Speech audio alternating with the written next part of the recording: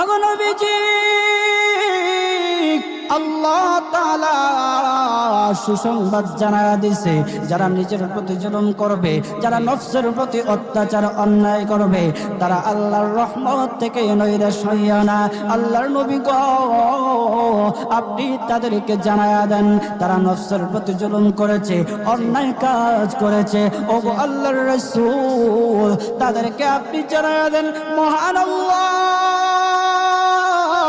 তারা যত বড় অন্যায় কাজ করুক না কেন, যত বড় নাফরমানি কাজ করুক না কেন, মহান আল্লাহ রব্বুল আলামিনের কাছে বান্দা চাইতে দেরি, মহান আল্লাহ তাদের ডাকে সাড়া দিতে দেরি না। মুসলমান বাবাজি, গভীর মনোযোগ, ও মানিকগঞ্জের মুসলমান ভাইরা, উক্ত আয়াত আল্লাহ রব্বুল